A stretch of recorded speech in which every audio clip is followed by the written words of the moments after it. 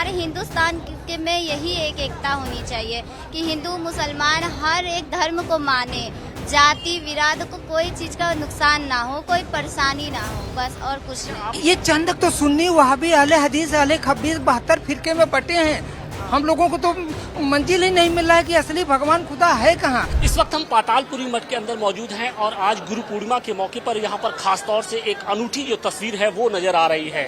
जो मुस्लिम महिलाएं हैं, बुर्का नशी महिलाएं हैं, वो आज जगत गुरु बालक देवाचार्य की आरती उतार रहे हैं और निश्चित तौर पे ये इस तरीके की जो तस्वीर है वो सनातन की उस शक्ति को दर्शाता है जो कहीं न कहीं जिस सनातन की जो लोहा है वो पूरी दुनिया मान रही है। और यहाँ पर बाकायदे देखिए हाथों में ये आरती की थाली है और बुर्का नसी जो महिलाएं हैं वो जगत गुरु की आरती उतार रही हैं और एक संदेश देने की कोशिश कर रही हैं कि मजहब की दीवारें कहीं भी आड़े नहीं आती हैं, क्योंकि लंबे समय से देखने को ये मिल रहा है कि बहुत सारे जो लोग हैं वो मजहबी दीवार जो है वो आज के समाज में कहीं ना कहीं खींचना चाहते हैं और उसी दीवार को तोड़ते हुए जो मुस्लिम महिलाएं हैं वो यहाँ पर पहुंची हैं।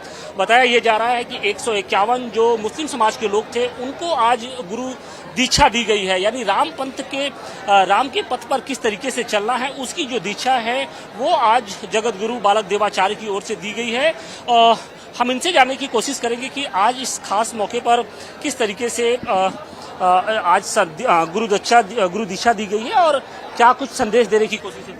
देखिए, ये गुरु पूर्णिमा का पावन पर्व है और यहाँ पर जो है क्योंकि हमारे जगत गुरु रामानंदाचार्य जी महाराज ने कभी भेदभाव नहीं किया, हर का भजे स्वर का होई, जात पात पूछे ना कोई। यहाँ हर जात के, हर वर्ग के, हर मजहब के, हर पंथ के लोग आते हैं और ये नई बात नहीं है, कई परंपरागत यहाँ से चला आ रहा है और कई प्रांतों से, कई जिला से लोग आते हैं, पूजा करते हैं, आरती उतारते हैं, मंत्र देते हैं।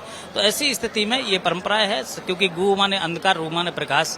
गुरु का मतलब ये है प्रकाश की ओर ले जाए अंधकार से, और ज्ञान की आवश्यकता हर व्यक्ति को है। उससे मजहब से क्या लेना देना है, ज्ञान किसको नहीं चाहिए, प्रकाश किसको नहीं चाहिए। तो ऐसी स्थिति पर यहाँ पर उनको शांति मिलती है और ये सब राम जी को अपना पूर्वज मान। इस कार्यक्रम में कितने जो मुस्लिम समाज के लोग थे वो आज आपके इस दरबार में पहुंचे हैं और कितने लोगों को आपने दीक्षा दी है, क्या संदेश देने की कोशिश है? संदेश यही है जो कट्टरपंथी लोग हैं वो समझें कि हम इस प्रकार की चीज़ों से विश्वास नहीं रखते हैं जहाँ पर कट्टरता बोई जाती हो, अशांति पैदा की जाती हो। हम तो वो हैं कि सनातन एक ऐसा धर्म है जो सबको पाठ पढ़ाता है और सबको शांति प्रदान करता है।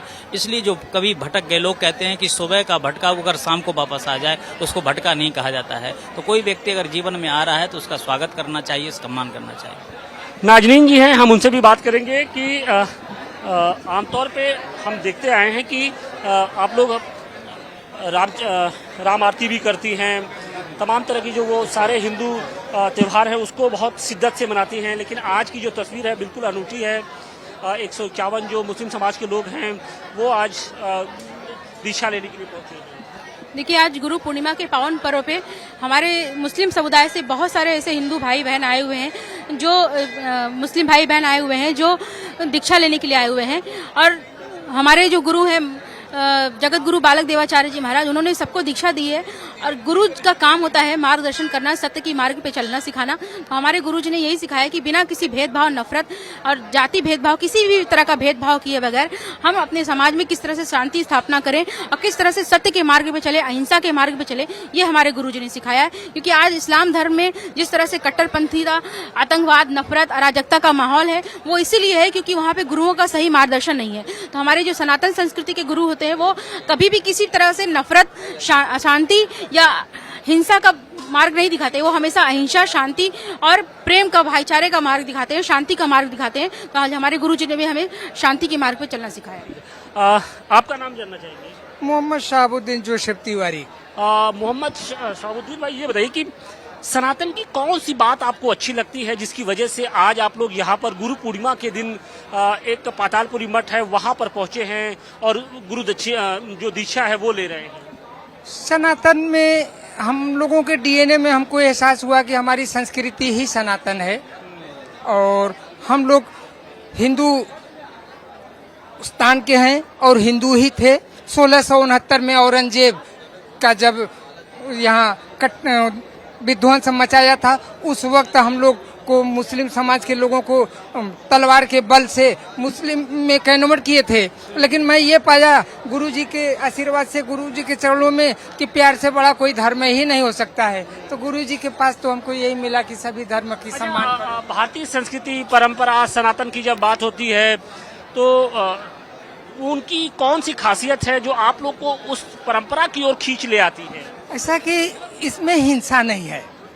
मुस्लिम समाज के लोग तो कहते हैं कि प्यार से इस्लाम फैला है, लेकिन हमेशा ये मांसाहारी हैं, जिहाद की बात करते हैं, खून खच्चर की बात करते हैं, और 72 फिरके अपने में बट करके वो हमेशा जो है ये 72 फिरके वाले अपने में जो है तय नहीं कर पा रहे हैं कि हूर किसको मिलेगी। तो ये हम लोगों को हराम हलाल की पाठ पे आप लोग तो चाहते तो किसी मौलवी की भी पूजा कर सकते थे, किसी जो फकीर है उनकी पूजा, लेकिन आप आज जो जगत गुरु है उनकी पूजा करने के लिए आए हैं। ये चंद कठमुल्ले तो ये तो सुन्नी वहाबी अहले हदीस अहले खब्बीस 72 फिरके में बटे हैं।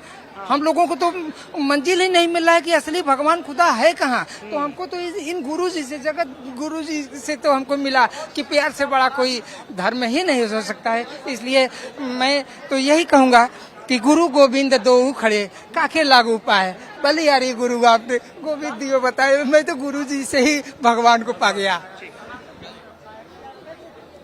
चांदनी।